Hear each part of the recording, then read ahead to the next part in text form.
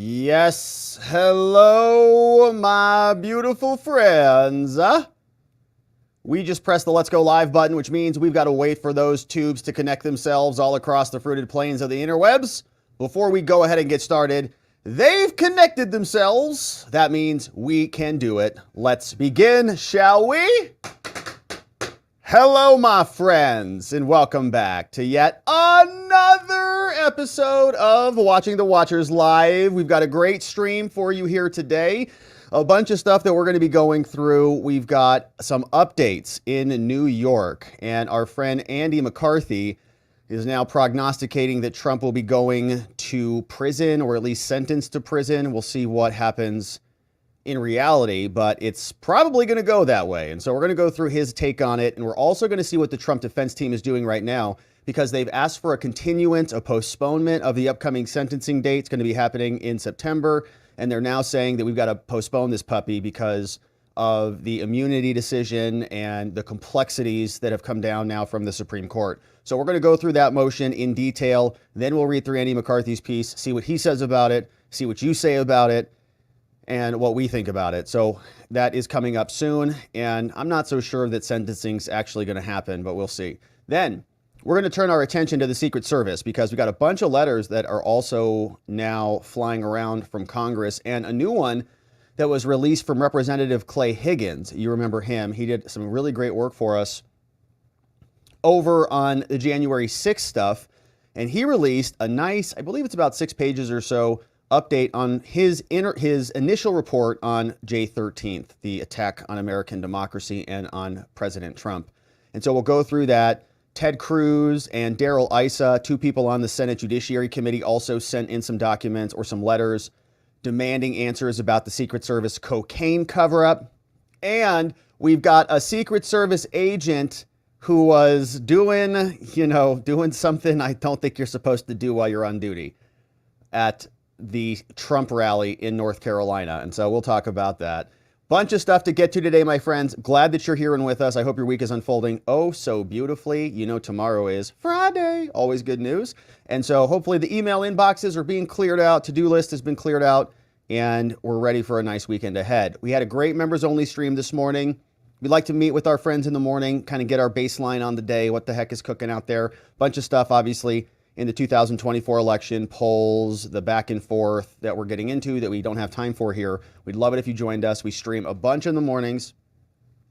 You can join us on YouTube as a member or on Locals, watchingthewatchers.locals.com. Links for those are in the description below. We'd love to have you come and join us. But we've got business to attend to today, my friends, and I'm honored to go through all this with you, starting with what's happening in New York. The Trump sentencing battle continues. Now Trump's defense team is asking for a postponement, a continuance of the sentencing date, which is coming up for the middle of September. And the big question, of course, is what is Judge Merchan going to do? Are we actually going to have sentencing? Is this going to go forward? Is this going to be postponed? Is Bragg going to come out and do what Jack Smith did and ask for a continuance? Or is Trump going to be sentenced to prison? And oftentimes what happens when, you're not the president, when you're sentenced to custody, you go into custody on that day. Now, he's a former president, and so there's all sorts of complexities here. But generally, yeah, on sentencing, you go in, unless you can negotiate another self-surrender date later on. But most of the time, no, be prepared to go into custody. So we're asking ourselves if any of that is going to happen. Trump's team has come out, and they have asked for a postponement, an adjournment, coming from Blanche Law. And remember, we're in Judge Merchan's courtroom. This is the same judge whose daughter worked for Kamala Harris and who worked for Joe Biden and many other Democrats.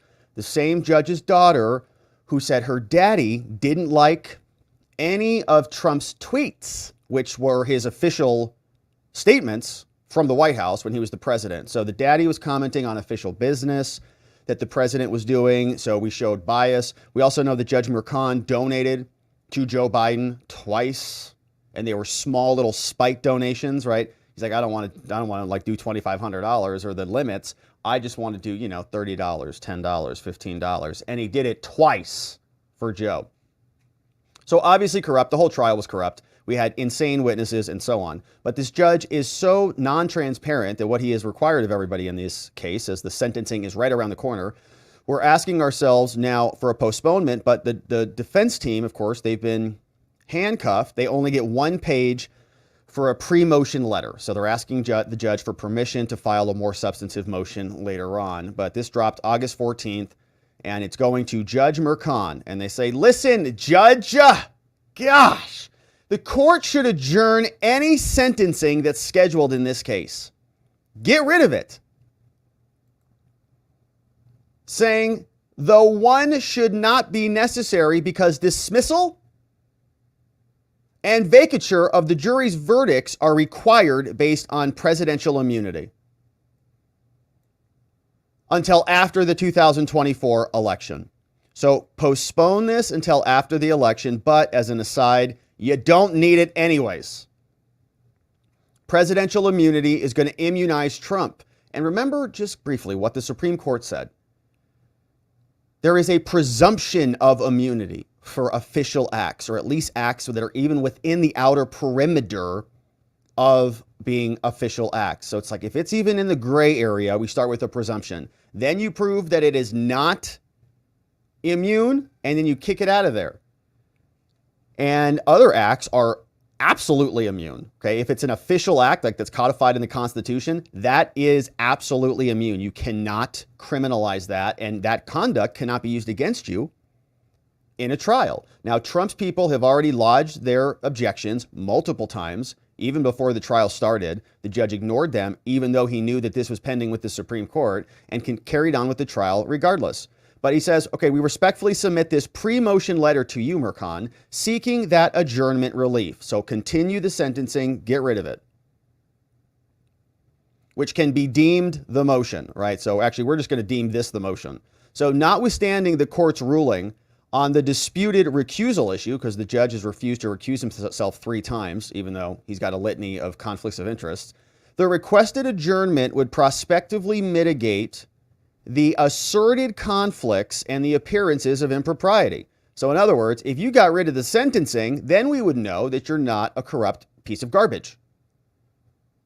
And so we wouldn't need to really battle over that anymore. Just get rid of the sentencing, okay? And you'll solve our problem. We'll be done. We'll leave you alone. Which are also the subject of an ongoing congressional inquiry, okay? So Congress is also wondering why you're so biased. Now, in yesterday's ruling, Judge Mercan, which we read here, the court did not address the significance of the 2019 conversation with Your Honor's daughter, where Your Honor, the judge, criticized Trump's use of Twitter. And this is when the judge's daughter was on the podcast, Lauren. And we played all of that here. And the judge's daughter was telling the podcast host, well, you know, my dad doesn't really like when he uses Twitter. What? And the judge didn't have any cases, I don't think, at that time. But then he got it, right? With the new fact being that existing tweets from President Trump at the time of that conversation are squarely at issue in the pending presidential immunity motion, because Trump's X account, Twitter at the time, was his official means of communication with the American people, which is why they banned him from it, to try to shut him up from communicating with us, because he could have told us the truth after January 6th. They didn't want you to know that. Now, moreover, since the recent recusal motion, Your Honor, as Kamala Harris did previously, all right, Tim Walz wrongfully referred to this case in a public speech as the Democratic Party's nominee for vice president. So Biden prosecuted his opponent. Kamala is prosecuting her opponent. They're, two peas in the same pod, part of the same administration. And she's, right there next to him all the time. So now Walz is going to be using their own weaponized prosecutions for his benefit as well, because he's obviously with Kamala now. Now, in the same time frame, Michael Nellis, a business partner of Your Honor's daughter at Authentic Campaigns, posted on social media about making maximum donations to the Harris campaign and using his clout with that Harris campaign to get Walz to talk on our White Dudes for Harris call last week. And yeah, that's exactly right. This guy, Michael Nellis, is apparently a business partner. I think might be the co-founder. I could be mistaken on that, but you can find him on X. And he came out with this response to Congress, because remember, Jim Jordan is sending letters over to everybody saying, wait a minute. You guys are getting paid by Democrats and her dad is prosecuting the Democrats' number one enemy.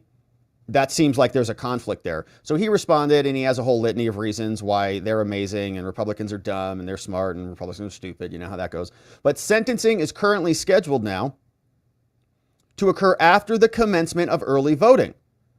And their favorite line these days is Trump is a convicted felon, even though that's only like partially true. It's like, if Trump is a convicted felon, what was he doing in Florida voting today? Did you guys see that? We talked about it this morning on Locals. He was voting. Yeah.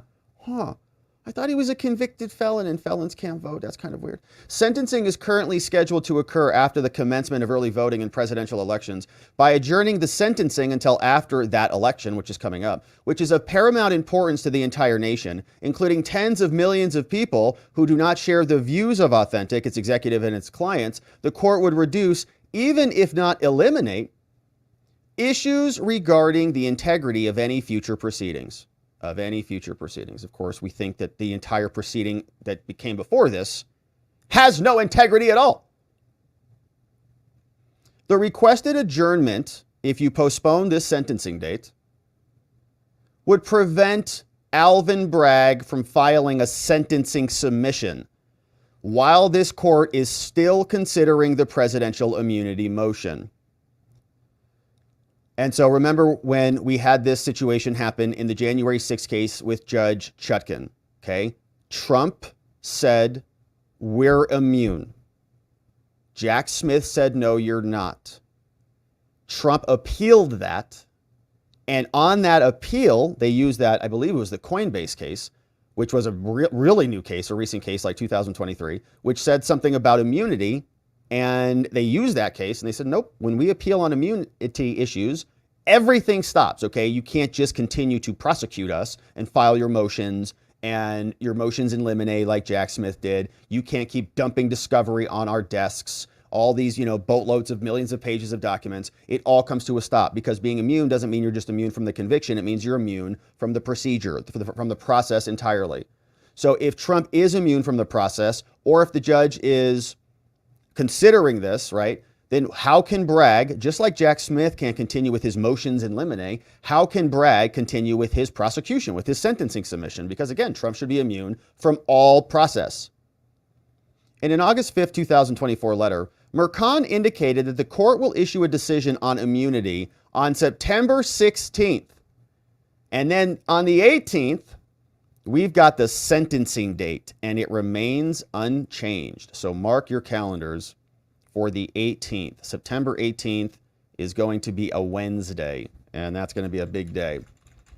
So be prepared for that. We'll be probably live streaming all day. Now, that the parties should keep these dates in mind for purposes of sentencing submissions. However, in a July 2nd, 2024 letter, so just about a month before that, Judge, the court acknowledged that the sentencing may not be necessary. We read that too. In light of Trump, because Trump's immune. And what's so problematic about this case, just to catch you up if you're just joining us, there was a bunch of immune conduct that was brought in as evidence in the trial, a ton of it. And can't do that. And some of that evidence was literally Oval Office conversations. They asked Madeleine Westerhout, who sat outside the Oval Office as the Oval Office director person, tell me about your interactions with Trump.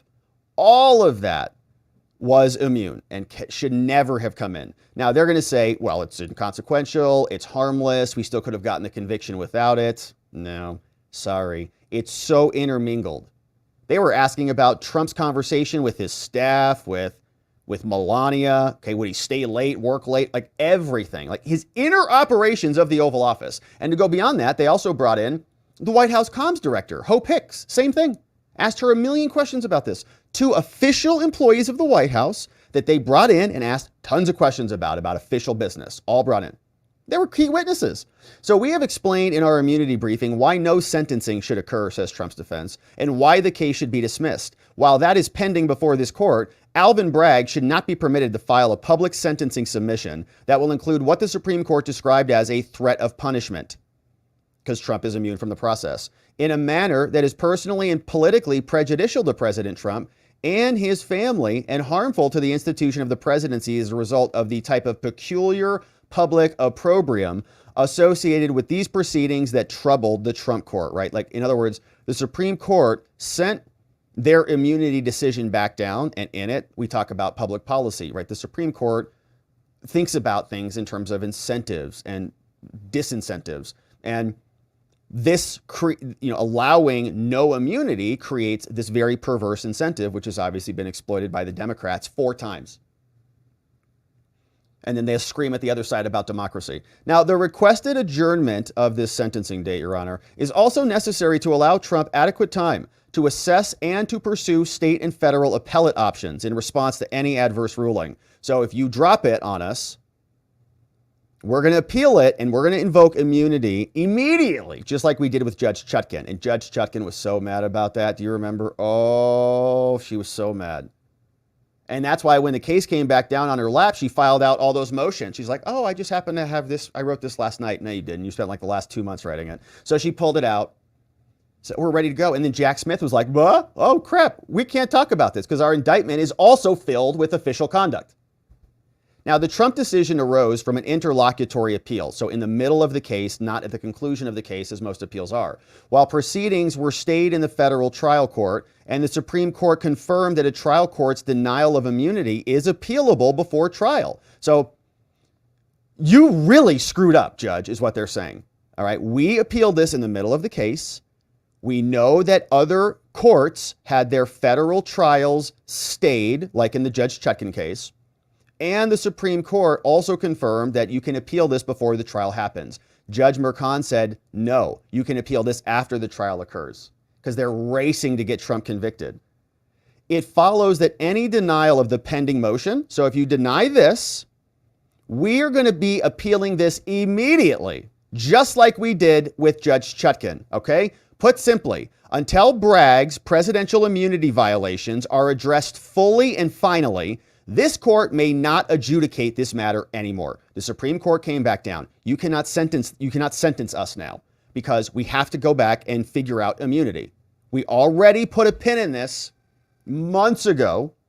You went over that, and so we're reverting back to that prior date, reinvigorating those objections about immunity. So this court may not adjudicate this. Sorry. A single business day is an unreasonably short period of time for President Trump to seek to vindicate these rights. In other words, you can't just come out on September 16th. Okay, this is why this judge is doing this. And this doesn't bode well for Trump, right? What you can glean out of this September 16th and 18th date is that I think what the judge is choreographing to us is that he wants to put him in prison. So he cannot, like, there's not enough time to do anything about it. So on September 16th, the judge comes out with a ruling. Let's just game this out.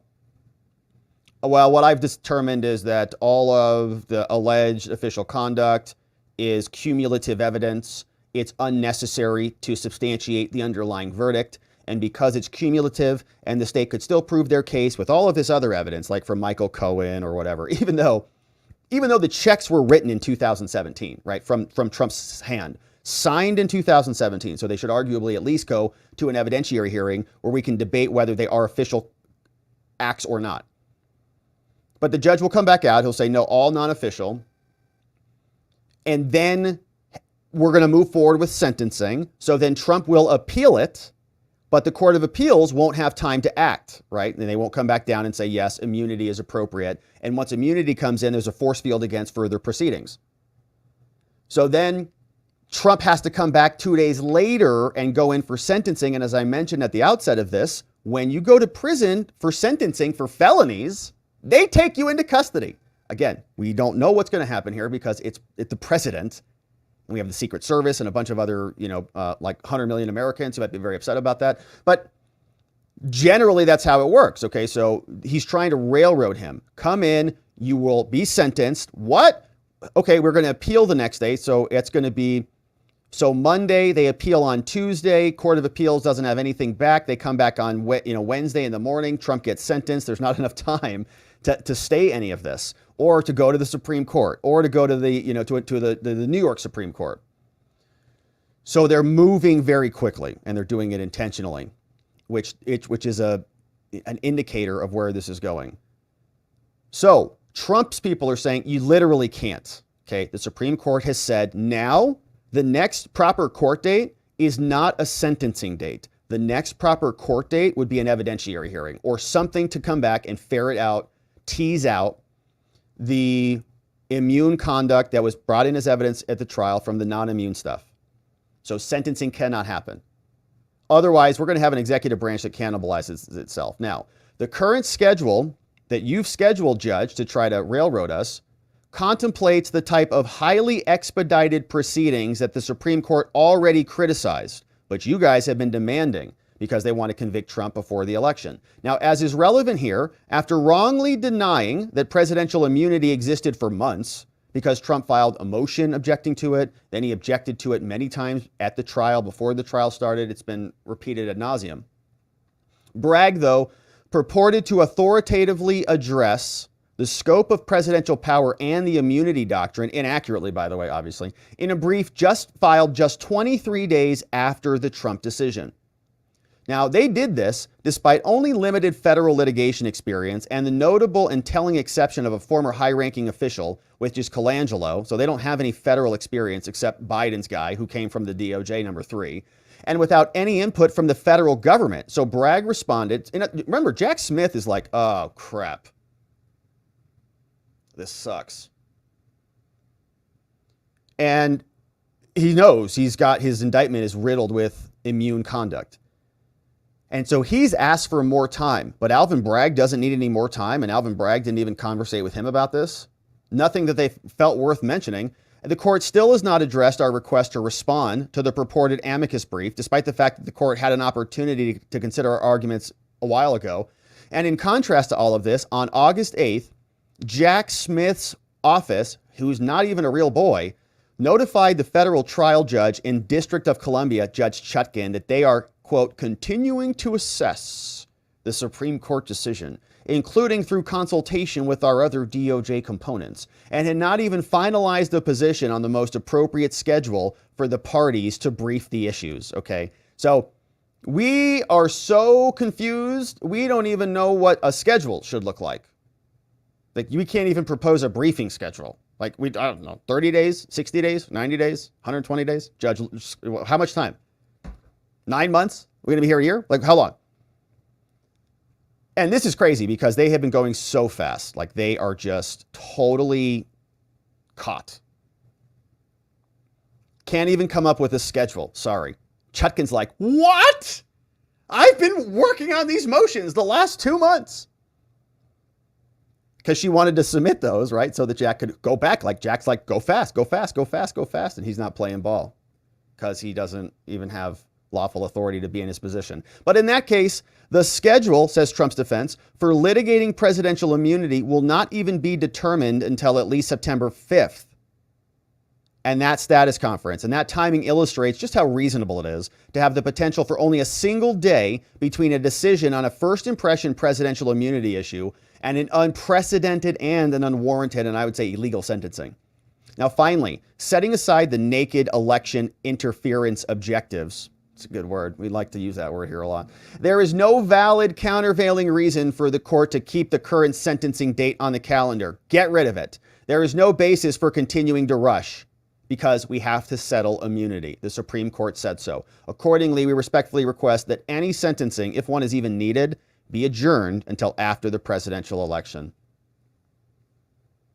Signed by Todd Blanche and Emile Beauvais. Great motion, and I absolutely love how they're playing hard on the immunity line, right? Sentencing should not come next. It's about immunity, and we have to figure out all this immunity stuff. Even Jack Smith can't figure it out, so Alvin Bragg's going to figure it out? Come on.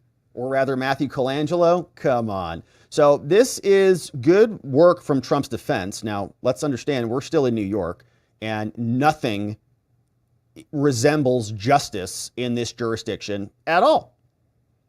And so we have some concerns about this because if the judge just anchors this in and says, well, I don't care, you're going, I'm going to sentence you. Like, they really got to get him sentenced as well, because right now it's only like kind of a conviction. It's like, Like the Democrats identify him as being convicted, but we don't. They say, well, that's how we identify him. And we're like, well, I don't know. Why is he voting then? Does he have a criminal conviction like on his record? Like if you did a background check, would you see that show up? No. Okay. He was voting today in Florida, right? Okay. So, yeah, they need that to happen. And if they could put him in prison, whoo, man, that would be really good for, I think, some Democrats, but I'm not sure it would be so good for the country. I think people would have a big problem with that. Andy McCarthy had an opinion piece over on Fox News. He says, get ready for prison, baby. He says, here's why. They're going to enable Kamala and the media to label him a convicted felon sentenced to prison. Even if he doesn't go to prison, he could be sentenced to prison. Okay. And this is, I think, along the same line. Let's see what he says. But we were talking about something like this. Okay. He's sentenced to a period of incarceration is usually how they say it. So sentenced to a period of incarceration. But the incarceration, okay, would be like a home detention. So he doesn't actually go into federal custody because that would be just insane. But they do sentence him to a term of incarceration. And the incarceration can be served on home detention where he's limited to certain locations in Florida or his residences. So here's what McCarthy says. He says, look, to the surprise of no one, Judge Merchan is yet again denied Trump's recusal motion. It's not just that he's previously denied this. He's also signaled, according to McCarthy, that he intends to sentence Trump on the 18th. Trump's defense team is going to be making arguments, and of course they've done that. But on Tuesday, Merchan denied another recusal motion, and the dates are scheduled back to back, the 16th and the 17th.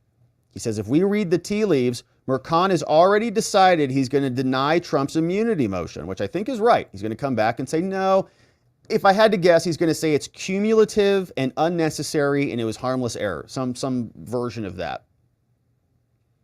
But there's a higher likelihood he's going to impose a prison sentence against Trump. By the time he'd issued his letter, Merchan had had weeks to mull over the SCOTUS decision. He told the parties to get ready for sentencing. If Merchan had any intention of vacating the verdicts, he says, he would not have stuck to the sentencing date. He says, I suspect that Merchan will rationalize that Trump was not charged based on official presidential acts, would have been convicted even if they didn't introduce that evidence, right? So it's cumulative and harmless. And such a ruling might be wrong, but Merchan made so many other bad rulings, who cares? He just, again, he's not even trying to adhere to the law. All he's trying to do is find bits of the law that serve his predetermined outcome. And then he finds them, and then that creates plausibility for him. He says, McCarthy says it's his view, even more than the immunity decision, that there will be other things that support Trump's appeal. But this brings us to the main point. The New York prosecution was politics and not justice. That's why we call it lawfare. And I think they're going to do everything they can to put him in a term of incarceration. But whether they actually physically take him to prison, I don't know that there's enough fortitude for them to do that. And if they do that, I think it's going to bite them in the butt big time. And so a part of me almost hopes they try it. Try to put Trump in federal prison. See what that does to the electorate. When our Democratic Party and Democratic judges who work and support Joe Biden imprison their political opponents. You almost hope they try it, because I think it would be the end of the election immediately. But more likely, I think they want the phrase, they want the label, they're label people. So if they can say Trump has been sentenced to a term of incarceration as a convicted felon, that'll be sufficient for them. And then they'll just say he served it on home detention or home confinement. And then you know what they'll also do? That will serve them, because they'll say any other convicted felon would never be able to serve on home detention. And so, like, you know, the system that has been rigged against him is now excusing him, right? He's getting a benefit because he's a millionaire, and Kamala, the prosecutor, is going to come in and fix the system. I can see the logic playing out already, but we're going to continue to cover this, my friends, and we're going to continue to expose the truth of what's happening here. We are gearing up to make sure that all of these political prosecutions are covered now between the election, and we're grateful that you join us as the truth continues to come out. We'll be covering it. Thanks for joining. Thank you for subscribing wherever you're watching it. We'd love to see you back here on the next one. Now, we're not done yet. We're carrying on, and we're going to jump over to what's happening with the Secret Service, because there has been some insanity afoot over there. And this one comes over from Susan Crabtree, as usual. The Secret Service busted doing some interesting activities in a secret room that they're probably not supposed to be using that for. Here from Susan Crabtree, she reports that during a Donald Trump visit, the same Donald Trump that the Secret Service let get shot in the head, when he was visiting North Carolina, a woman Secret Service special agent abandoned her post to breastfeed with no permission or warning to the event site agent. That's according to 3 sources in the Secret Service community. Just popping it out right there. Kid needs to eat, you know. So Trump already got shot in the head, and she's like, well, that other Secret Service agent really didn't get in trouble for posting sunset selfies. The other Secret Service agents didn't get in trouble for taking naps at Mar-a-Lago. So, yeah, just freed my kid here. Now, shortly before Trump's motorcade arrival, I'm told 5 minutes before, okay, the site agent was getting ready for the arrival. This is not the agent who is breastfeeding. The site agent is the person in charge of the entire event. Now, the site agent went to do one final sweep of the walking route and found the agent breastfeeding her child in a room that is supposed to be set aside for important Secret Service official work, you know, like an emergency related to the president, like if he got shot in the head. A working agent on duty cannot bring a child to a protective assignment unless you're this woman. The woman was out of the Atlanta field office. Now, the woman agent was in the room with 2 other family members, too. Yeah, come on by, bring her by. Yeah, sure, I'll feed the kid. The agent and her family members bypassed, so they breached protocol, the uniform division checkpoint. Family members didn't even get checked out, just wave them on in. And they were escorted by an unpinned event staff into the room to breastfeed. Now, unpinned means they've not even been cleared by the Secret Service to be there, just like Matthew Crooks. Now, when contacted about the incident, Secret Service spokesman Anthony Guglielmi said the incident did not have an impact on the event. He's like, nobody got shot, though. So what's your problem? And we're reviewing this anyways. And what, do you want the kid to starve? What's wrong with you? It's like, my gosh, I didn't realize how bad things were. Yesterday, we were making fun of Ronald Rowe for going in there and telling all these Secret Service agents, like, we're not going to leave you behind anymore. You know, we're not going to overwork you and stuff. It's like, I didn't realize that their kids were starving. Like, things are pretty bad over there. It's like, God, is she working like 24 hours a day or something? I mean, things are rough. Now, all employees of the Secret Service are held to the highest standards. Yeah, except when they get people shot in the face. While there was no impact on the North Carolina event, the specifics of this incident are now being examined. Given this is a personnel matter, we're not in a position to comment further. All right, so we've got breastfeeding Secret Service agents, nap time, sunset selfies, all the things. And we've got more reaction on this. So Clay Higgins has come out. You remember him. He's done some good investigatory work on the January 6th stuff. And he releases an initial investigative report about what happened on J 13th. And so this is his press release from his congressional website. He says, all right, look, I'm a member of the task force. Remember the J 13th task force? On the attempted assassination of Trump. And now we are releasing our preliminary investigative report. Now, the preliminary investigative report was submitted to Task Force Chairman Kelly on August 12th. The document intended to foster discussion among task force members. It has been embargoed for several days pending authorization to release it. So I sent this, right? Thank you for that. So we sent it on the 12th, and then it took them a couple days to publish it, to review it, and then we published it on the 15th. Higgins says, as I've said, every question will be answered, okay? Every theory explored, every doubt erased. The American people deserve the full truth on the attempted assassination of Trump, and our investigative efforts are moving forward in good faith. Now let's go through this report in detail and see what's inside. As you can see, from Clay Higgins, Louisiana, 3rd District, as part of the task force to investigate J 13th, we'll call it the J 13th Committee. This is the preliminary investigative report to the chairman, Mike Kelly, from the bipartisan task force on the attempted assassination of Trump. Now, they give us a disclaimer. This is preliminary. Investigation is ongoing. But here are the details.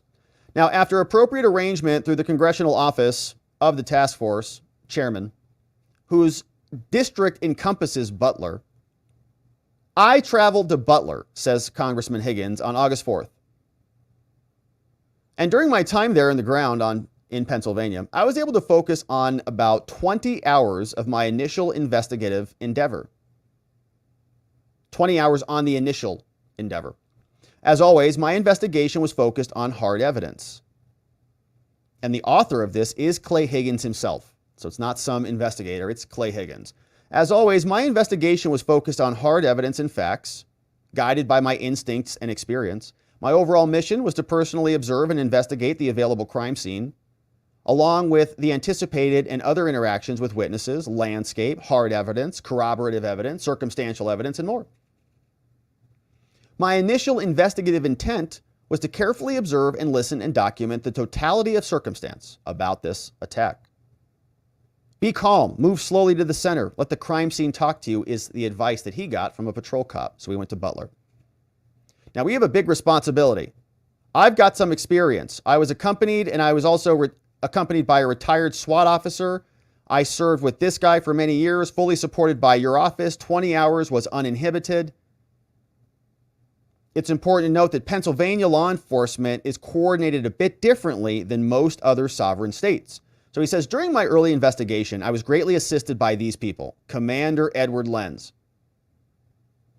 Talking also about the ESU, the Butler ESU, they're well trained and well equipped. The equivalent of a SWAT team. They handle all tactical missions for a bunch of people, ATF, FBI, US Marshals, and more.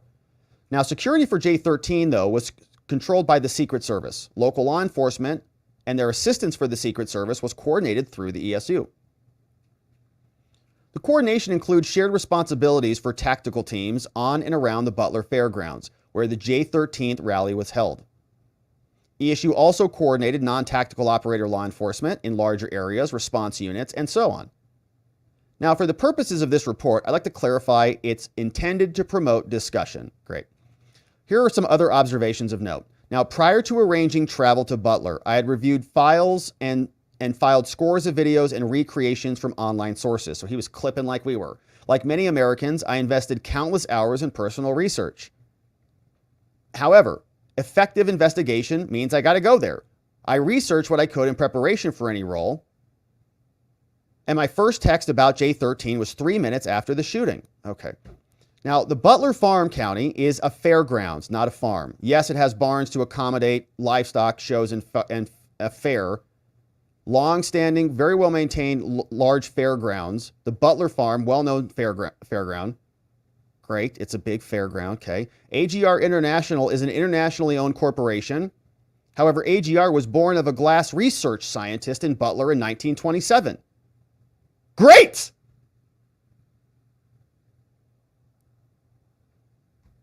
In 1962, he sold his company, which became American Glass. The hell is this? According to my investigation, he was helpful, great. According to my investigation, the U.S. Secret Service had never, prior to J13, assigned a counter-sniper team to a former POTUS, including Trump. Never assigned a counter-type sniper team to a former president, including Trump. Now, I will not be 100% certain of this assertion without further investigation. But the Secret Service counter-sniper team stated clearly to ESU they had never been deployed to a former POTUS event, nor had they ever heard of that before either. Now, Butler County runs the radio comms tower out of the nine, and that opens up a whole slew of questions. So, okay, why were they there then that day? Because of the Iran thing? Butler County runs the radio comms tower out of their 9/11 call center. That is pretty much the way radio comms work across America. If their radios are interoperable, a visiting law enforcement agency is assigned a frequency, a channel for their operation. If the radios are not interoperable, the visiting agency is offered actual radios to use. U.S. Secret Service did not retrieve the radios that had been set aside for them. See, that's an interesting fact. By Butler County Tactical Command. So there were radios Secret Service could have picked up. Radio comms were properly and perfectly arranged during extensive pre-mission planning. On J-12, the Butler County ESU commander personally reminded the Secret Service counter-sniper teams, hey, get your assigned radios, which was positioned according to the planning the morning before, but it didn't happen. So we now know that they also didn't have two people in the same command center where we thought they did, so that they didn't need radios. Another solution, just give them a separate radio. That didn't happen. Radio traffic transmitted through a county radio 911 center is recorded. Chairman Kelly and I have a timeline and transcripts of all local radio, but the Secret Service deleted theirs. As provided to the ESU commander, Chairman Kelly and I also have other J13 briefing files. All right, so he's telling the rest of the team, hey, this is what I've got. There are videos circulating on the internet that appear to show a muzzle flash from inside the AGR building. We've seen that, yeah. From the window below Crooks' firing position. You guys have seen that one, right? Where that looks like there is a muzzle flash in a window. I carefully examined this window inside and out, and I interviewed the AGR employee who worked in the small office area. The window does not open and has never opened. The muzzle flash from inside that window is either a digital fabrication or an iPhone light or an iPhone camera flash reflected from the glass of the window. See, that's another interesting fact. So that there was not a shooter in that building, according to him. That window just doesn't open. So no one shot a bullet through it.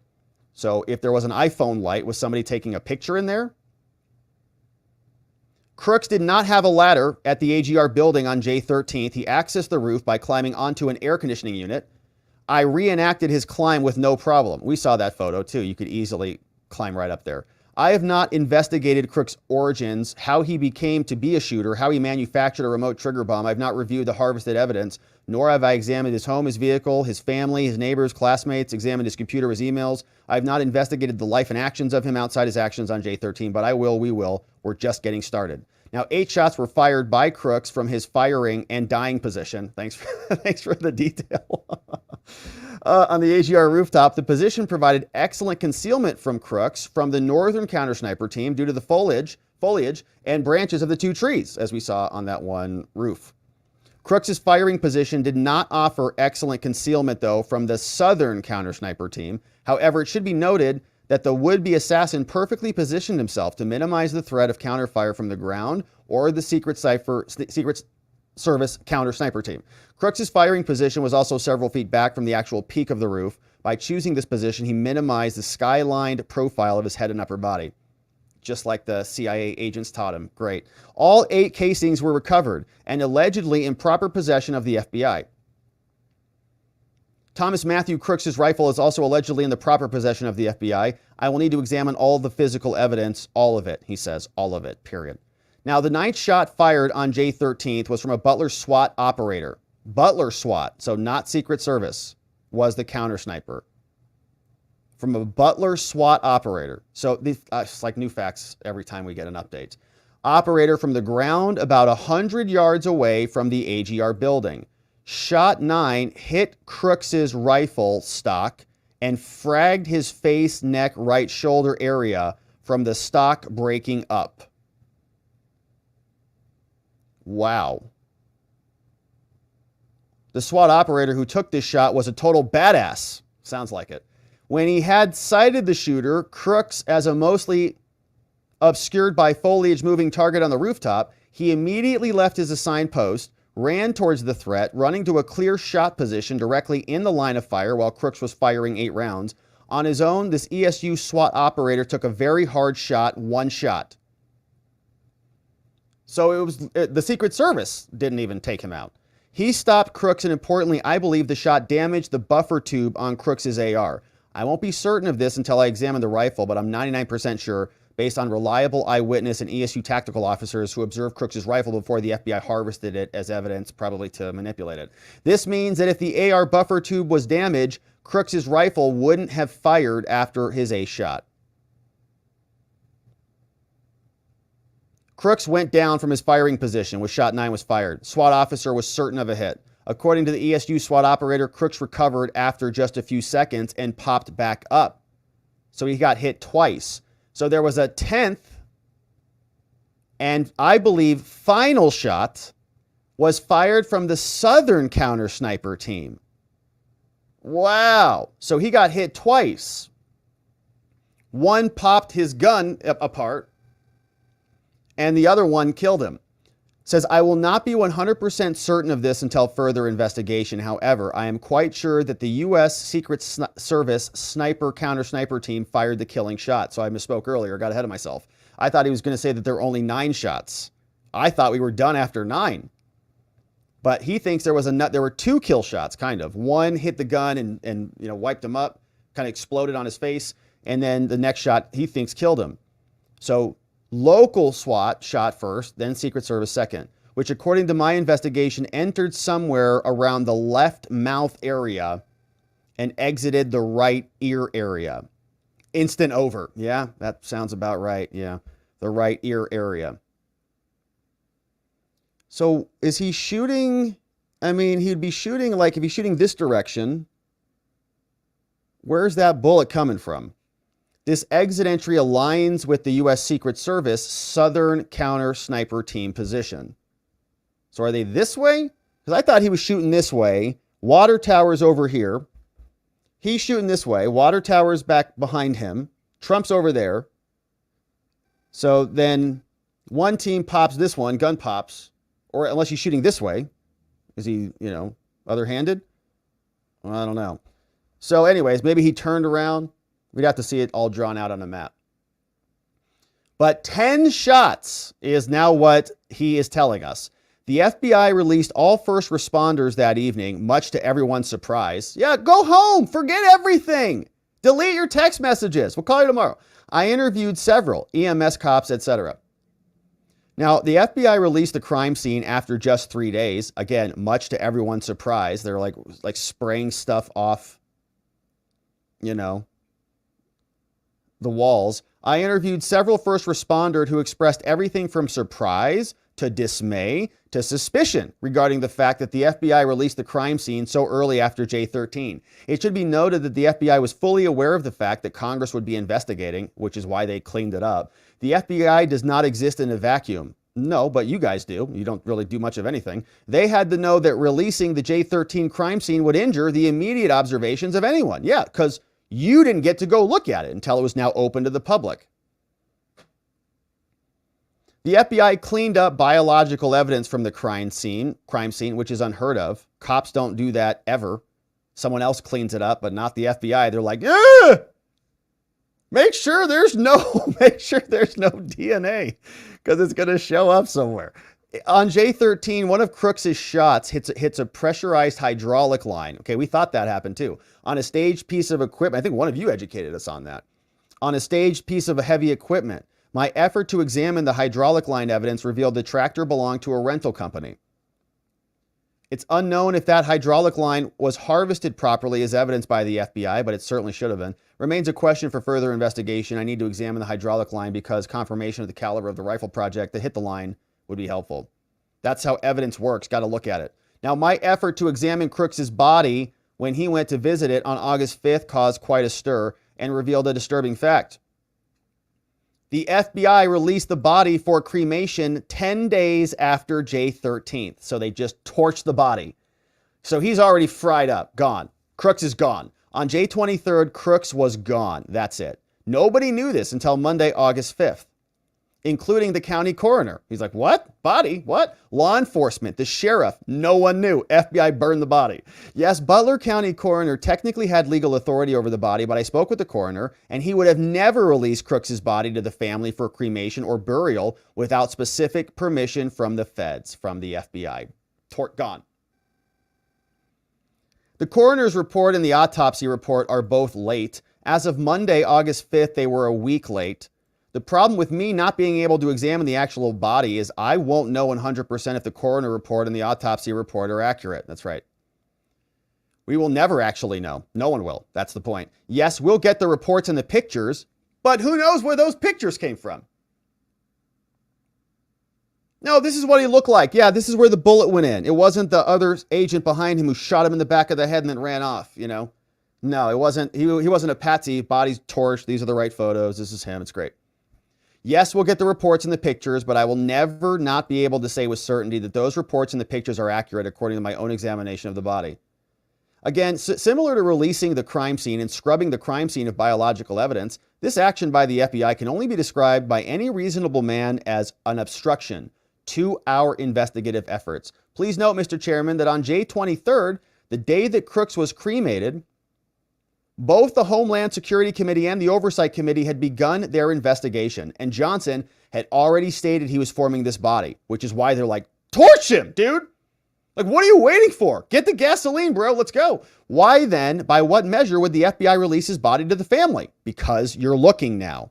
This pattern of investigative scorched earth by the FBI is quite troubling. This makes me think it is so rigged now even more. It's such a cover-up, man.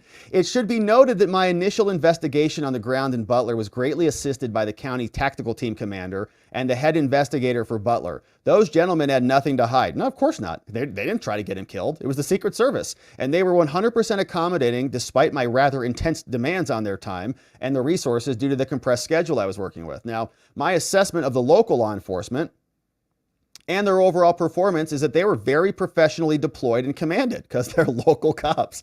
Yes, it was quite chaotic, and every single police officer reflects upon dangerous and extreme engagements, and we universally critique our own performance because crazy things happen on the street. However, my professional assessment for the purposes of this is that they performed local cops quite well. The owner, top management of the business, AGR, stayed with me and the 2 county investigators for 3 hours. Shout out to those guys. Gave me access to everything. He was very helpful, 100% squared away. I recreated every step of the county tactical team that was inside and every movement of Crooks outside. Examined every window. It was long and hot. The AGR exec stayed with us. No area was restricted in any way. That's great. It's awesome. Water tower was cleared by a drone, J13 morning, by county tactical commander. So someone checked the drone out, or the water tower out with the drone. The water tower ladder was never lowered that day. 2 local cops, non-ESU officers, were assigned to be parked in the water tower area as response units for traffic issues or whatever. They did leave that post, but only in the hour prior to the shooting, so probably no one on the water tower. Now, there are videos on the internet showing a dark figure or shadow on the water tower on J13. We played that here. If there had been someone on that tower, it would have to have been some top shelf operator way beyond anything I've ever actually seen. Regular SWAT operators or snipers would not have the skills and gear to quickly overcome the first 25 feet of no ladder and then climbing the remaining 75 feet to the catwalk and then climb that quite intimidating and precarious dome vent over access on the ladder. It is true that the vent area at the very top of the water tower is the only point that would have allowed a clear line of sight to both Trump's and Crooks' firing position. I cited out this fact very carefully during my hours on the ground in Butler. However, I do not believe it was possible for a second shooter sniper to be on top of that water tower on J13, nor have I seen any evidence that supports the theory of a second shooter. I'm not saying conclusively that there was no other shooter somewhere or that no other conspirators were involved, but I'm saying that based on my investigation, there were 10 shots fired on J13, which we thought there were 9. And all shots are accounted for and all shots align with their source. Crooks' 8 shots, 3 plus 5, yep. The ESU SWAT, which was the shot that blew the gun apart, and the Secret Service counter sniper team, which was the 1 kill shot in the head, game over. Now, I will be allowed to climb the tower at some point, maybe next month, but it's quite a climb. The Butler County Waterworks directors were very concerned about that because they'd said, okay, come do it later. I'll have to return when I can coordinate with their safety team, but we just ran out of daylight. Man, good for Clay Higgins. He's like, I'm going up there. Let's go check it out. So he says, Mr. Chairman, many questions remain, yet several theories have been examined. I am prayerful that our task force can move forward, guided by our shared love for America, to seek the full truth. Please know, as we continue, you can rely upon me as an investigator of fact. And that's why I submit this confidential, preliminary, investigative report. Signed by Congressman Clay Higgins. Okay, that was excellent. A lot of new details in there. And including that new shot that blew his gun apart. New details about where the bullet went in. We know that the body is now cremated, gone. They burned it 10 days later. Get rid of it. Congress is investigating. Torch that thing. And more. So interesting report. And very grateful to Clay Higgins for writing that. Very, very nicely assembled. So that's what's happening there. Now, similarly, we also have another letter from senators. This one came out from 2 senators, you know. This one is Ted Cruz and Daryl Issa. And they're asking questions about the Secret Service and their cocaine cover-up. So Secret Service is just in a big mess. You see here, they wrote this to Ronald Rowe of the Secret Service and this guy, Secret Service Forensics Division. He says, the two senators say, I am writing about serious concern. You guys discovered cocaine in the White House, and recent revelations suggest that there's a pattern of misconduct in your agency and a cover-up directed by Director Kimberly Cheadle. Now, the Secret Service is already under a bunch of scrutiny here for almost getting Trump killed and getting someone else killed. In recent years, there have been multiple instances where illegal drugs were discovered on White House grounds. Whistleblowers are reporting that these incidents were routinely handled by discreetly disposing of the substances without any formal reporting. But the discovery of cocaine was different. Okay, the Secret Service agents, if they found it like, oh man, Hunter is just dropping cocaine everywhere he goes. But we found something else differently. The discovery of the cocaine on July 2nd was different because it was found by a uniformed division officer, a member of the Secret Service committed to transparency and accountability, unlike others who had previously managed this stuff. And remember, the Secret Service would like take Hunter to rehab and stuff like that. They like knock on his door and be like, bro, you have to go. Dad needs you at the thing. Get your hookers out of here. Like they just cover up for him. They're like babysitters for Hunter. But the officer's adherence to proper protocol triggered a series of alarming events because this guy found the drugs and actually turned them in. Former Director Cheadle, who had close ties with the Biden family from her role on Biden's detail, appeared to prioritize avoiding public scrutiny, particularly in light of Hunter's drug addiction. Now, this shift became politically motivated, and now it's overshadowing the entire agency.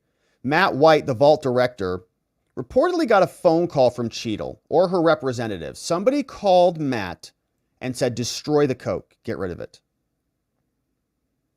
Just like Crooks' body. This directive was met with resistance from White and his superior, Glenn. The resistance to destroy the evidence, combined with Richard McCauley, the acting chief of the Uniform Division, being passed over for permanent division, raises concerns of retaliation. So when they objected to your destruction of evidence, you pass them over.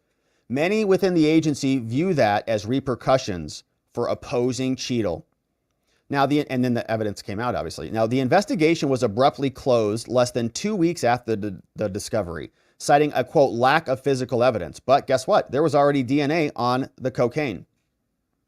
Reports from within the Secret Service indicate that the FBI lab found DNA on the cocaine and yielded a partial hit, indicating a possible DNA match with someone known to be in the White House. This premature closure without conducting further searches or interviews raises serious concerns about the investigation's integrity, of which it has none. The American people deserve answers, and so I demand a detailed response to these questions.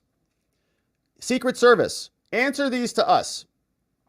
We want to know all instances of illegal drugs and contraband found on the White House. How many of those came from someone we've identified? How long did it take to identify that person? Did you charge anybody with crimes? Of course not. What aspect and what specific actions did the Secret Service take immediately following the discovery of the cocaine? Give us a timeline. On what grounds did the Secret Service not pursue additional service? Give us justifications for wrapping up this investigation. According to you people, what does a partial DNA hit mean? You know, in simple terms, like what does that mean? Like, can you find out who that is? Did it reveal family members of the person? Was it a specific individual? Was this someone in the DC area? Who authorized or made the decision to destroy the cocaine evidence? And what was the rationale behind this? Give us the names. Why was the uniformed division officer who initially reported this removed from the case? Reports say he was removed from the investigation because he wanted to follow the protocol when you find drugs. And there were major disagreements on this. Why? Why was Richard McCauley passed over? Considering all of his time in the agency, of course, he opposed you, Cheadle, so why did you jump over him? Was there any internal or external pressure to limit this cocaine investigation? What steps were taken to preserve the chain of custody of the cocaine? Any breaches or irregularity? Was any evidence related to the cocaine intentionally destroyed or tampered with? Who was responsible for making the final decision to close the investigation? Was anyone in the Biden family or their immediate staff aware of the discovery of the cocaine? Did anybody try to get it back? Hey, I left a bag of flour. Gonna be making some tortillas later, says Hunter. Did any of them speak to you, Director Cheadle, or Secret Service personnel about this incident? Were you aware of this incident, and did you participate in the decision-making process? What actions were you making to follow up on the DNA evidence with cocaine packaging? Were these actions consistent with your standard practices? Have any Secret Service employees reported concerns to you? And what measures are being implemented to stop more cocaine from coming into the White House? Well, Hunter will be gone soon. The integrity of and the public trust are on the shakiest ground we've ever seen, maybe in 60 years. We must uncover the full truth, and so we have some questions. We're Congress. We're senators. Give us some answers. We'll see if they get them. All right, and so we've got one final segment on the day, my friends, and we've got some Kamala and Walz updates. Another weird video from Kamala and Tim Walz has been released. Very scripted, where they're doing this little patty cake game with each other, back and forth. The media is very excited about this. Listen to the joy and the optimism from these people. Is releasing this new video tonight. Take a look. I was hoping maybe we wouldn't have to. I called you, Tim. Yes. You didn't answer, Tim. I know. What happened? The most important call of my life. It popped up, and we didn't recognize the caller ID, and it went to voicemail. Hi, this is Jim. I'm not able to answer. There you go. Thank you. Hey, Tim, it's Kamala. I really want to talk to you. It is an amazing privilege. I'm excited. I just want to be part of the excitement that you're generating. Well, we're doing it together, buddy. We're doing it together. Okay, so they did their first interview, and I think it got released today. And so Kamala and Tim, they actually did do an interview, but they interviewed each other with their little scripted, thing. And so they're very excited about this. Listen to this guy. That's right. Governor Walz missed a call from the vice president asking him to be her running mate because he doesn't answer numbers he doesn't recognize, like the rest of us. It's that joy and laughter you saw in that video that is really causing Donald Trump to spiral. That joy and laughter by those two weird freak shows. Okay, so that is what they're talking about. Now, I actually had a thought on this because we watched this original video and something doesn't quite add up, right? So if she called him and left a voicemail, then shouldn't he call her back and then she answers it? Or did she call him again? Because it looks like she called him again. Okay, so just let's be clear. She just calls, he doesn't answer, she leaves a voicemail. Hey, Kamala, call me. Okay, but then she called him again? Or did they, was this even more scripted than we thought? Because this was the original video that they said was the original natural unscripted call, but I don't think it really was. Hi, this is Tim. It's Kamala Harris. Good morning, Governor. Good morning, Madam Vice President. Listen, I want you to... Wait, what? So this whole thing was fake then, right? That's all fake. That whole thing was fake. They're busted, man. That's not how it happened. So he was just sitting there, so they're fakers. Do this with me. Let's do this together. Would you be my running mate and let's get this thing on the road? I would be honored, Madam Vice President. The joy that you're bringing back to the country, the enthusiasm that's out there, it would be a privilege to take this with you across the country. Fake. Well, let me tell you. Fake, okay? You already called him and he already F-you buttoned you. Okay, he's like, freaking Kamala, no. All right. And then his wife's like, maybe you should. He's like, all right, fine, I'll call her back. But he should have called her back, right? The video ultimately should have been her answering the call. Did she call him twice? Is she one of those ladies, we're all familiar with? Just keeps calling until you answer. You're like, what? Jeez, you're driving me nuts. I'll call you back. Sheesh. Just leave me alone. Freak level 9 clinger. I want you to be my vice president. I want you to be. Relax, Kamala. All right. So, all right, this is going on. Now, they've apparently agreed to 2 debates here. You can see we've got now Kamala saying that they're going to agree to 2 debates. Trump proposed 3, but they're so cowardly and weak that they're not going to do 3. Kamala's going to do 2. And the Harris campaign said Thursday it will participate in a total of 3 debates, 2 presidential debates, and 1 vice presidential debate. So you see how that's working? We are participating in 3. Just one of them is going to be a VP debate. The campaign said that the debate is about debates is over, says Trump is going to show. So they say, if Trump actually shows up, it's like, hey, crazy person. He wants to see you 3 times, not twice. You're the one who's not showing up. So Thursday's statement makes clear that she is not, right, she's going to bow out like a coward of the Fox debate and the NBC events, but instead is going to participate in an October debate as long as he shows up in September. He's already agreed to. On that vice presidential front, Walz and Vance have agreed to an October 1st debate. Now, Vance also wants to talk to Walz on the 18th of September,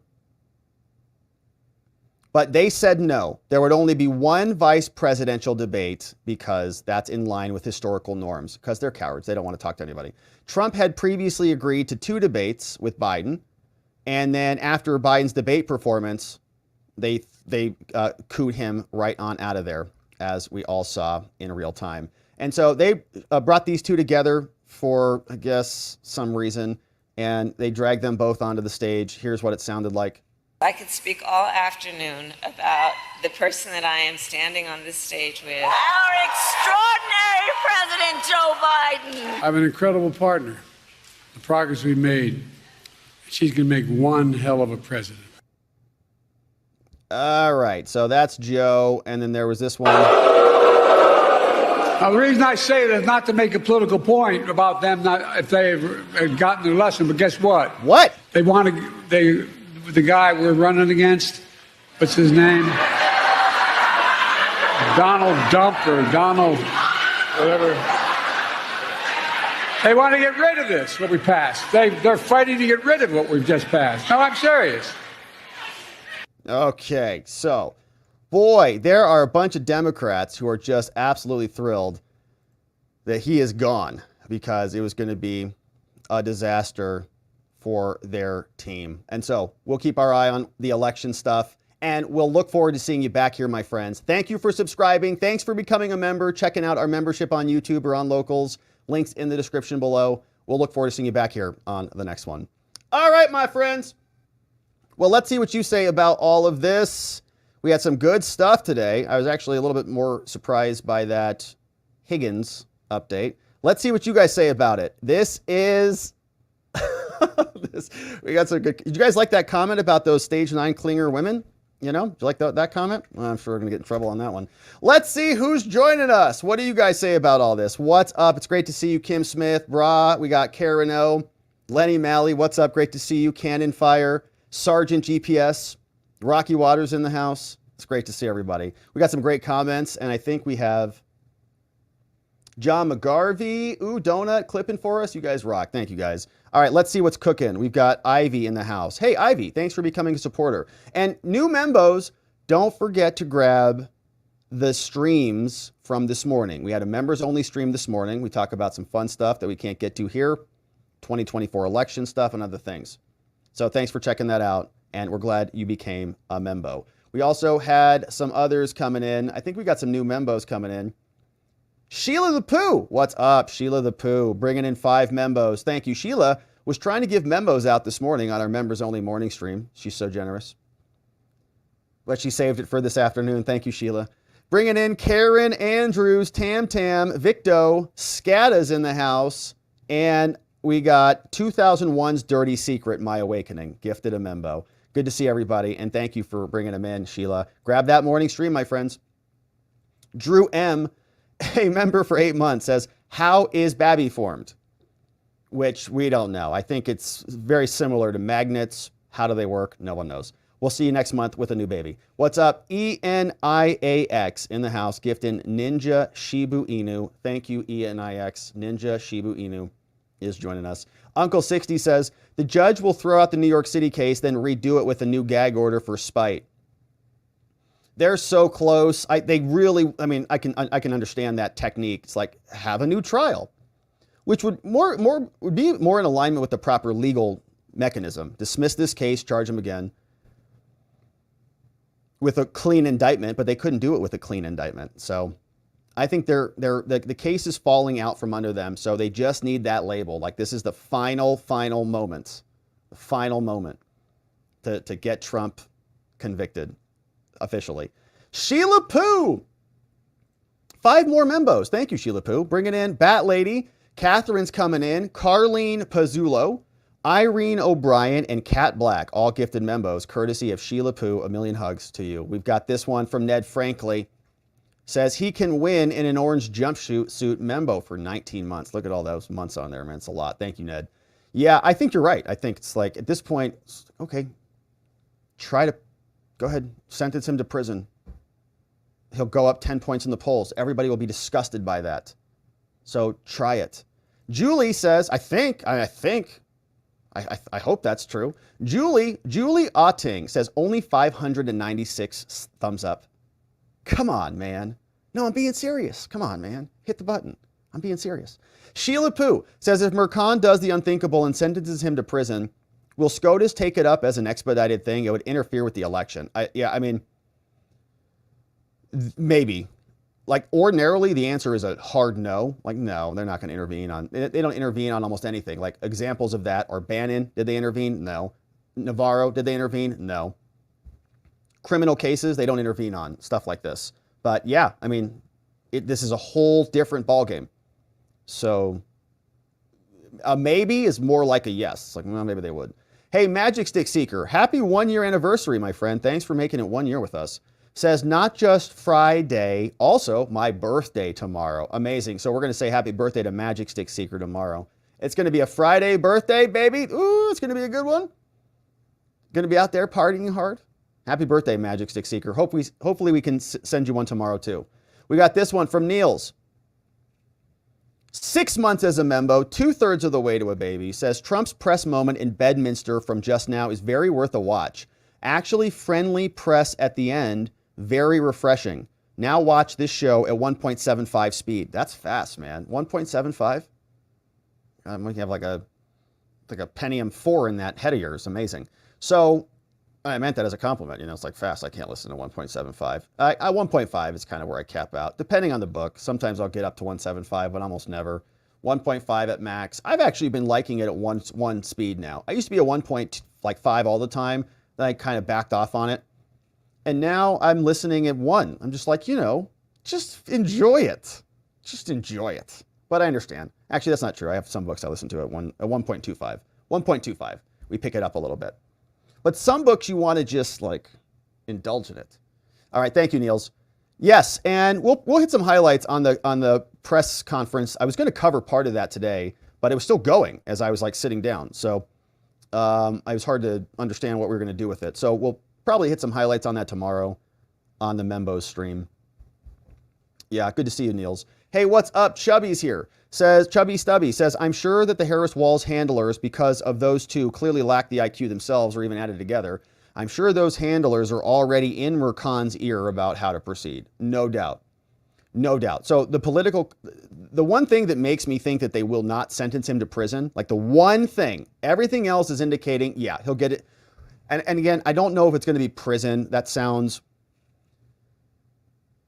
very specific, like he's got to report to prison. But I think a term of incarceration would be something that we see. And he could serve that on home detention. The one reason why I do not think that will happen, the judge hates him, that the system is set up for this whole case has been rigged in order to get here, is because of the political ramifications. I don't think it would benefit them if he actually had to serve time. Like in physical custody. I think it would backfire bigly. But I don't know. Maybe not. Joanne, what's up, Joan? Membo for 11 months. Amazing, Joanne. Almost a year. Woohoo! Good to see you. Yeah, 1 year coming up soon. We got a baby and then some. Thank you, Joanne, for being here, for being a membo for so long.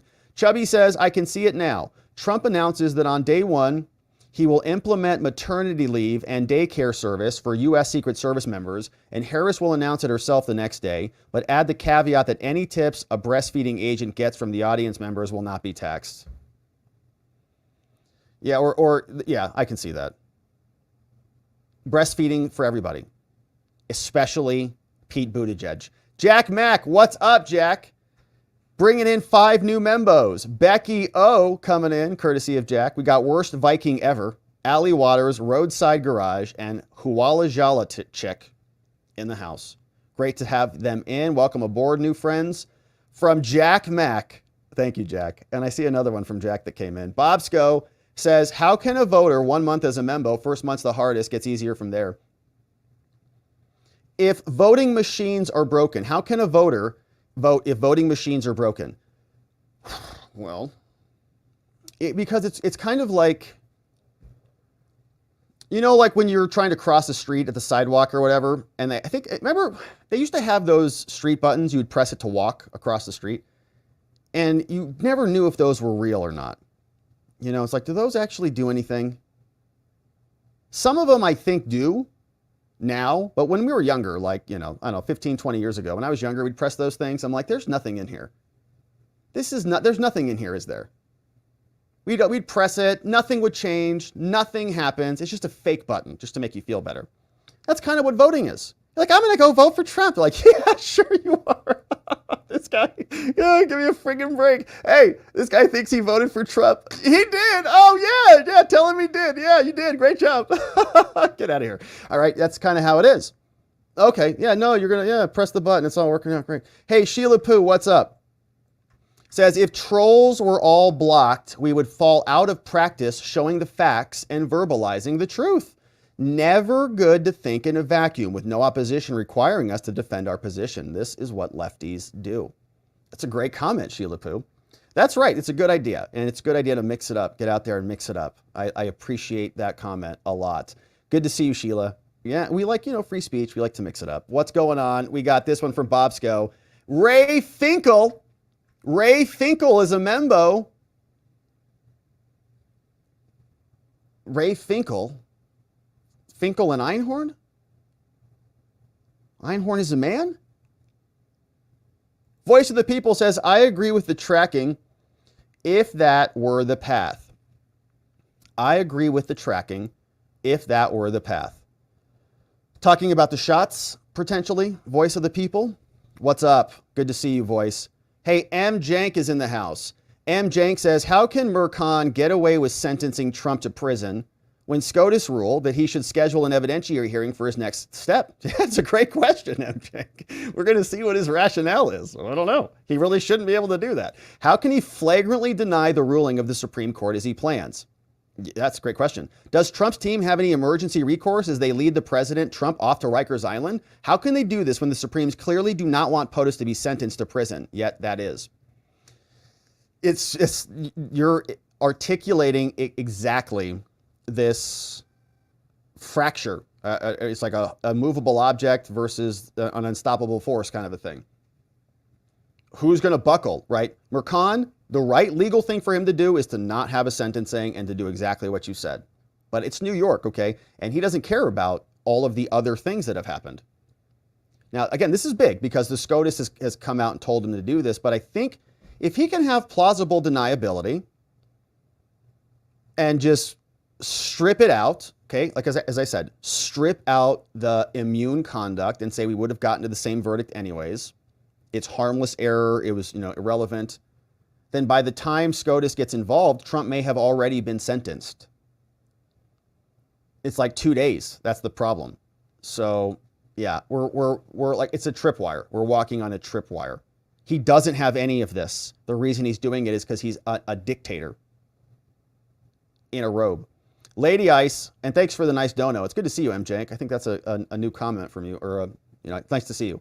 I know you're a diamond membo, but it's good to see you in the chat. We got Lady Ice says, that is exactly what I said I thought happened. 10 shots, one from local police or sniper, and a final from a Secret Service sniper. I'm still not convinced that it was 8 shots from Crooks. I think the first 3 and the next 5 were different, but similar guns from very similar positions. The Beaver County sniper is totally suspicious with his actions. Lady Ice says, I believe he was in on it.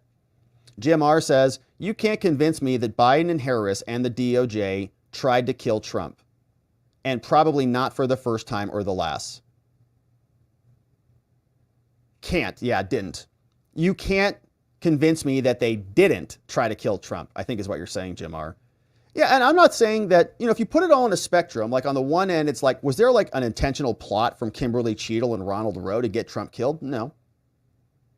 Was this a total unforeseeable, nobody could predict this from happening? It was a true accident in the sense of an accident, and therefore nobody's responsible or culpable for this? No, it's not that either.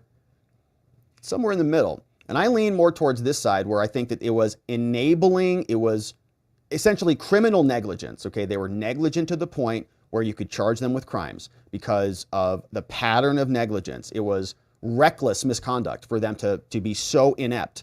The foreseeability here is that someone's going to get killed, and someone did get killed. So there should be repercussions for that. What's up, Lady Ice says, how convenient, no body to verify identity and the wounds. Yeah, and that's exactly right. And the wounds are what I'm very interested in. Where did the bullets come in and go out? Jack Mack, what's up, Jack? Says, is it standard anymore for the FBI to do whatever it is they need to do? It is standard for them to do anything that they need to do, whatever it is they need to do to cover their backsides or to conceal their failures and their corruption with oops and apologies later. Tired of feeling helpless and doing anything about it. Well, you are, Jack. I mean, you are doing something about it. I think it may not feel like a lot, but it is a lot. I mean, just the energy, I think, is so powerful. And I think it's not something that we give enough credence to. Like, we have to stay engaged as interested citizens. We have to stay energized and engaged. And a lot of what we're seeing here is part of this fifth generation warfare. It's psychological warfare. It's mass psychosis, right? Forming people, helping people form new ideological structures in their brains that are in alignment with what the government wants you to think, right? We're all in this ocean of this mind brainwashing. And so by us staying together, by us having these conversations, by us calling it out, right? Truth is a great disinfectant. The more truth we can speak out about what's really happening here, the more it permeates. It's a slow process. We're on a generational battle here, Jack. It's not going to be over anytime soon, but we're exposing their corruption. And every little exposure, I think about this a lot, these conversations we have, it's like you rewind the clock back to the founding fathers, and they, it was generations of letters, the Federalist Papers, the Anti-Federalist Papers, Poor Richard's Almanac, all these different things. Jefferson sending letters to everybody, right? All writing letters. Okay, what we're doing here is a kind of a modern version of that. I think that we are talking about important political issues, shining a spotlight, exposing the truth, and that permeates the zeitgeist of the world. And our society is like a social fabric, right? It's all these little threads of different people and ideas all mixing together, it's supposed to be. And what we're doing is, I think, helping to create that in real time. So when I start to, believe me, I have this feeling as well. I often will, gosh. And I was talking to a friend about this the other day, talking about how toxic the news is and, how we can stay invested in it and all the things and whatever. But the question came up, I just lost my train of thought. What were we talking about? Tired of feeling helpless. Well, I don't know where I was going with it, but I'll come back to it. But yeah, I don't know what the hell I was saying. Anyways, Jack, it's a great comment. It's going to come back to me. I had like 3 thoughts in my head, and so I'll figure it out. I'll come back to it. But thanks for the great dono, Jack. And my point is, we're in it for the long game. There is going to be, I think, a generational movement that we're going to have to continue to evolve with. And I'm grateful to be on the journey with you here together. And thanks, chat, for trying to help me out. Sometimes it just, I lose it sometimes. But I don't know what I saw. I got distracted. Founding fathers happens to me all the time, says Lisa. Your brain farted. Something distracted me. All right, I'll keep processing it. It's going to come back. It'll come back, Jack. Somebody else will trigger it. It's coming back. I can feel it. It's right here in the back of my brain. All right. NY says, okay, so this development for J13 showed the Biden administration is either incompetent or complicit with an assassination attempt, something that is so much worse than any J6 narrative. The Republican Party should be screening at the highest level about this. Yeah. complicit, I think is the real answer. Jim R says, yes, didn't, sorry. They have tried, and they're going to try to end it again. We don't even want to say that. That they're going to, we don't even want to say that, yeah. But there would be a lot of people who would be happy about that, unfortunately, because we saw them celebrate it the last time. Voice of the People says, I believe the snow was from an actual Secret Service agent. Snow was found in Secret Service headquarters, too. So maybe it was Kimberly Cheadle's. She wants to cover up her own coke. B.H. Williams says, I watched a YouTube video a couple days ago where the host was talking about the Butler ESU shot. So the knowledge of the 10th shot has been out there. I think it's been out there. People have been speculating about it, but I don't think I'd heard it like from the Secret Service or from local cops. The damage and the movements are new info to me. There's the link. Hey, Jennifer says, another great show, Rob. If y'all can, please watch Mr. Reagan for the Harris ad parody video. Even Elon approved it on X. Sounds like some epic comedy, says Just Rhonda. Yeah, so Google Mr. Reagan or exit or YouTube it. Mr. Reagan Harris ad parody. Hey, Knox is here. Happy Thursday, all. I cannot believe they picked joy as one of their themes. They must think we are all children. Joy is cool for a dance instructor, not someone who is negotiating with she.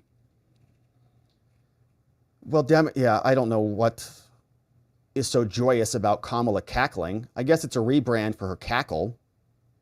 It's better than like a cackle theme, you know, joy. We'll see. I don't know how joyful it is to go buy groceries that are inflated at 40%. I don't feel very joyful about that. Chubby says, okay, so which story is fake or is it both? Was a call even made? Who the hell knows? Spud says, will Cammy resort to boiling what? I sure hope not. Lady Ice says, I want to see ballistics of all shots fired to match the bullets and the wounds specific to the guns. I want all body cam footage and any building surveillance and dash cam footage, especially for building 1 and 2, between half an hour before and after the shooting. Even the most basic investigations would have this info. Yes. Good to see you, Lady Ice. Ballistics would be good. Hey, Jack Mack says, we'll make certain to never call you more than once, Rob, should the opportunity ever arise. Yeah, it's a good call, Jack. It's a good call. It's genuinely true. Somebody calls me, unless it's my mom, then I'm like, oh, hey, Mom, what's up? Are you everything okay? I love you. How are you? But yeah, I don't have anybody that does that anymore, but I used to have some people that do that. Now they don't. What's up? Chubby says, they're saying if he shows, Jack, you can call me anytime, okay? You can call me 100 times. It's all good. We love you. Hey, Chubby says, they're saying if he shows because they expect him to be imprisoned by then. I find that's a good point. I find it funny they also say historical norms when their entire candidacy has been rebuking all social norms. Yeah, it is funny. And they will lecture us about democracy. Tony Hay Munkets, what's up? Says, I thought the real Joe Biden has unattached earlobes. Or is it the other way around? I get confused. It's hard to keep track. They swap them out a lot.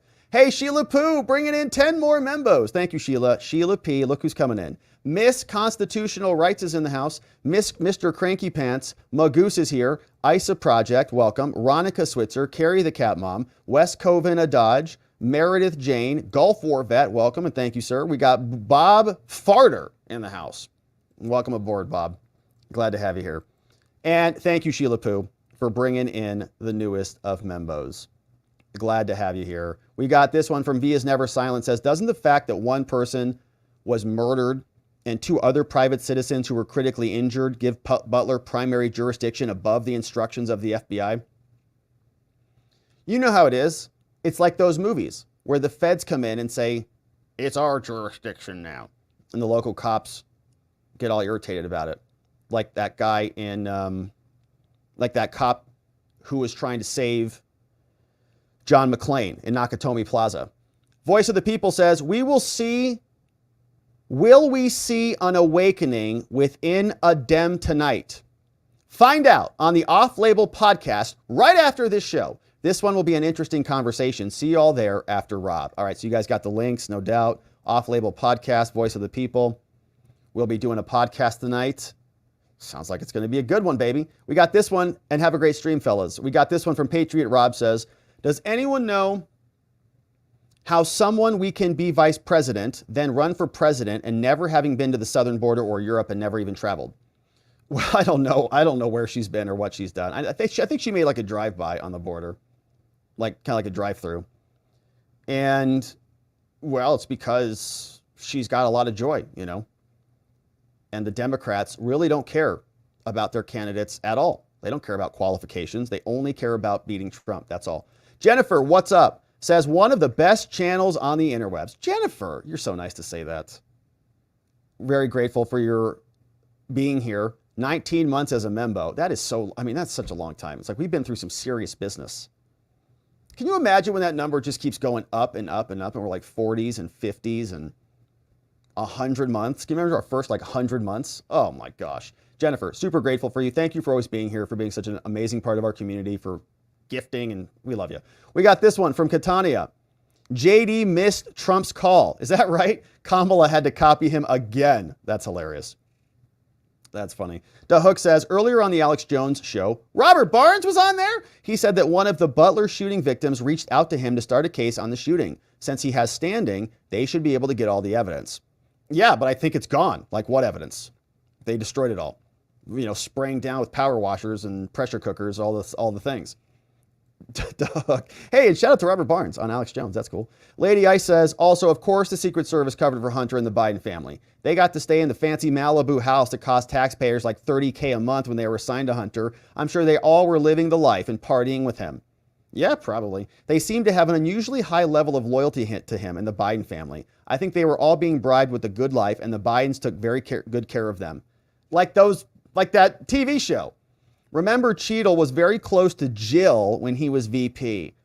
Oh, Cheadle and Jill, is that what you're implying? Alex Elizabeth says, can Congress subpoena Homeland Security? Yeah, they could, but then Homeland just flushes them right in the toilet, unfortunately. They don't do anything with them.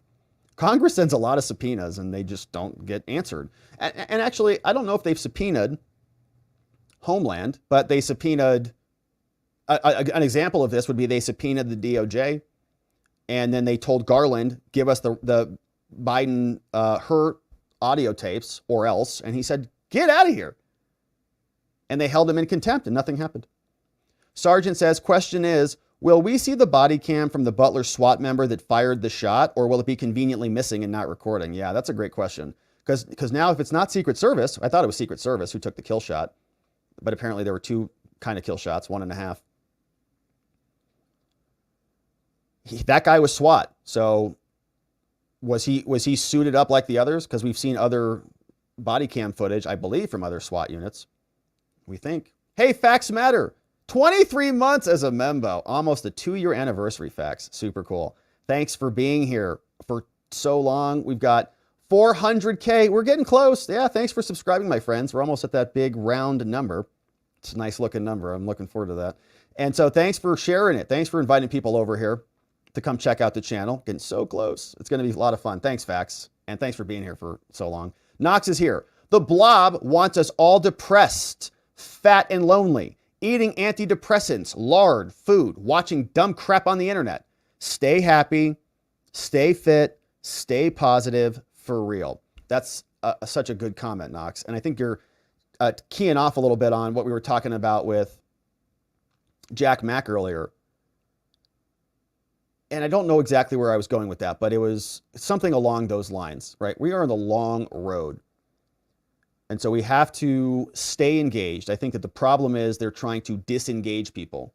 And that is the battle. Like if you get disengaged, and I hear people all the time talking about this, like I was on another conference call the other day with, very, very successful people. And somebody was advising people to get away from the news. It was like, just stay away from the news. Stay away from politics. It's so toxic. I'm like, no, if you got involved for a little bit and actually participated, right?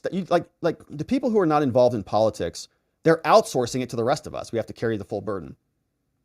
If they got involved and actually educated themselves and learned about how this stuff works, then maybe we all wouldn't be in the situation that we're in because we'd have a more educated populace. So we have to stay engaged. I think that's the real lesson in all of this. We have to stay engaged. And Jack, just being here and stay. And I'm not saying like if it's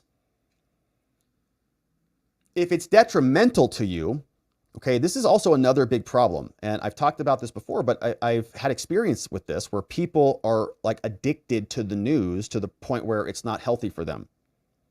And had talks with this, like in our men's group, about your addiction is not the thing you think you're addicted to. It's your addiction to the news. And it can create that same dopamine hit just like any other drug. So as much as important as it is to stay connected and stay invested and stay plugged in, it's good citizenship. And it's honestly good philosophy. I think we learn stuff here. We get to think, we get to see corruption. We get to understand human nature. We get to explore some legal concepts, reconnect with the timeless principles of liberty. Like all that I think is positive and beneficial. We talk a lot about these news stories. Oh, and I think the point I was going to make earlier is I was talking to my friend about that. Yeah, that's what it was. And about after Trump got indicted 4 times, like how kind of taxing that was on yours truly, but all of us, right? Like we navigated that 4 different indictments, one after another, boom, boom, boom. And just how kind of emotionally taxing that was. And how a large group of people, got unplugged for that reason and got disconnected from this process. And we're not going to do that here. And there'll be ebbs and flows. And if you got to take a break and disconnect from the show for a bit, I encourage it. It's a lot. I got to live with myself 24/7, So my point is, but we want to see you back. We want to see you go out, come on back because this stuff is important. And I think we're going to build a better country and a society if we stay on track and just keep going. So a great comment also from Knox. Thank you, Knox, for that one. NY says, if this Secret Service agent can't be fired, it unmasks a bigger problem in the federal government and it requires a Trump presidency to fix this. Says, I'm all for nursing babies. Yeah, like when you're not on duty. But after J13, how could any Secret Service agent bring the baby to a security area? First, a mother's instinct would have them prioritizing the babies. An immediate firing, something is wrong with that agent. No doubt. Hey, Voice of the People says, remember the Madison Cawthorn story? Worth a look, if not. Yeah, maybe he was describing the Hunter family. Hey, this one, Spud says, Rob never saw Fatal Attraction. Bunnies. I don't think I did. Fatal Attraction? Is that one with that good-looking woman, or supposedly? Lady Ice says, local snipers and SWAT were in cami cargo pants and T-shirts, from what I've seen, from Lady Ice. Oh, like cargo pants, like camouflage. Got it. I thought you were talking about Cami Harris. We got NY says, Secret Service agent Cheadle likely was involved with cleaning up Hunter's little gun problem when it was found in a dumpster. Why was Secret Service showing up with all those assets to clean up a former vice president's son? Very, very sketch indeed. We've got this one. Oh my gosh, Facts Matter in the house. Look at this, my friends. Facts Matter. 50 membos? Oh my goodness. Thank you, Facts. Check this out. Look who's coming in. 50 new friends. We're amazed to have you here.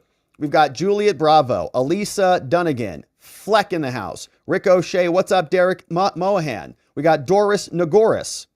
We got Lyndon, Digital Soldiers here. Adam, what's up, Austin Libby? We got Red, The Mirror Man, Victor Roth, Alicia, X is here, Ricky Digits, Tom Seattle, Danny Miller, Cheryl Boysen, Kirk Hunley, Silent Rage, Mama Pillows here, 3Bs, Bobby Banna, Phasecraft LLC joined us. What's up, Will Call Magic? We got Super Psyched is here, Dennis Smith, Dragon Book, Hork, Tam Tam, Laszlo Puent, Vicky Ballou, Joshua Smith, RDT, Fuchs, yo. We got Christine is here. Goodness and Mercy, welcome. Jerry Tomlin, Jason Fitch, a.k.a. Dr. Salty's here. Agent K, David Riddlin, Patrick Slammin, Alan the Magic Goose, welcome. Bridget Cowley, Jenny Knutson, 5 gigahertz, welcome aboard. Jennifer Marshall, Mitch McCarran, Darren Walker, Will Call Magic, and we got 50 new membos in the house, courtesy of Facts Matter. Thank you, Facts Matter, for bringing them in. 50 new membos.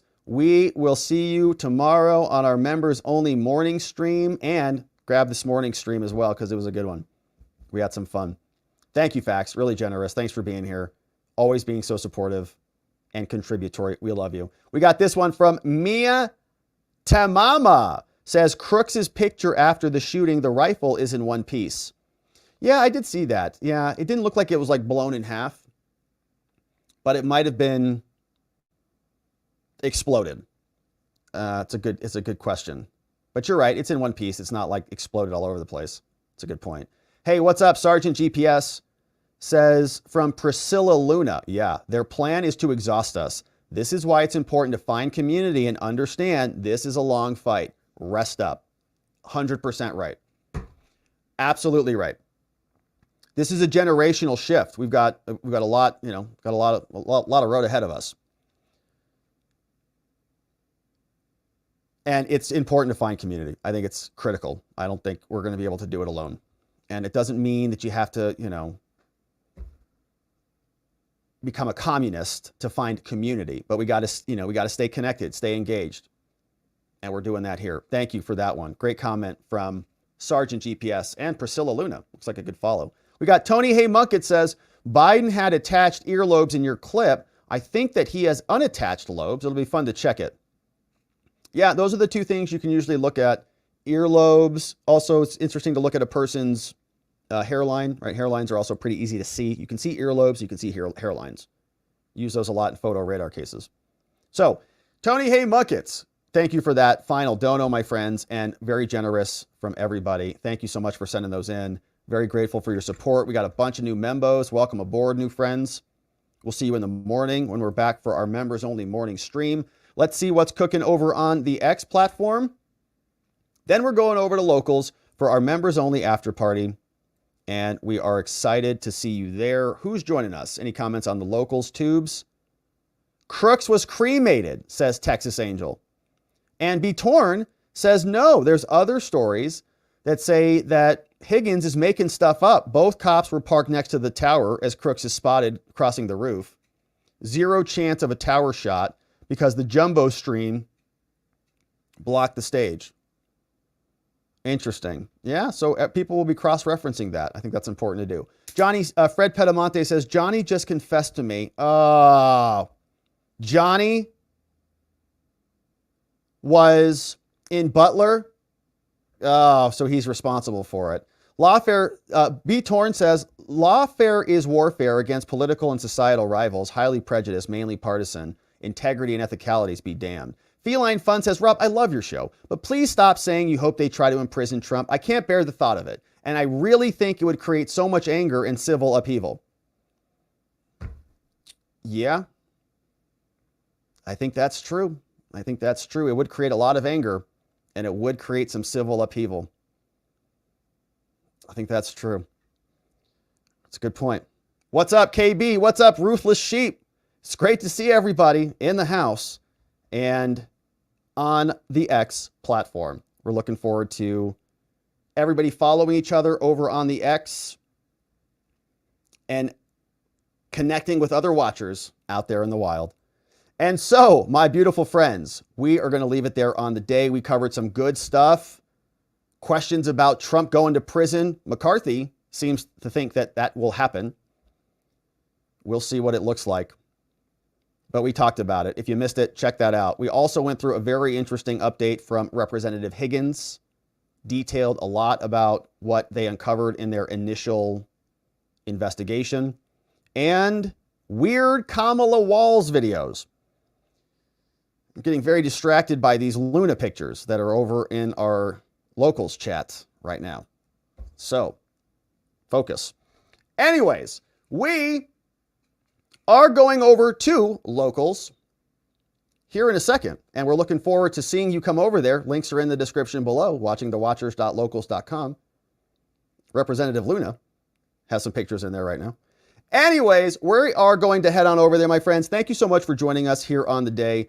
Plan is we are going to come back here tomorrow to get into it again, and we're looking forward to seeing you right back here so that together, with your help, we can shine that big, beautiful spotlight of accountability and transparency down upon our system with the hope of finding justice. Make it a beautiful night, my friends. Sleep very well. Thank you to our amazing mods and our meme smiths. We'll see you right back here tomorrow. Bye-bye.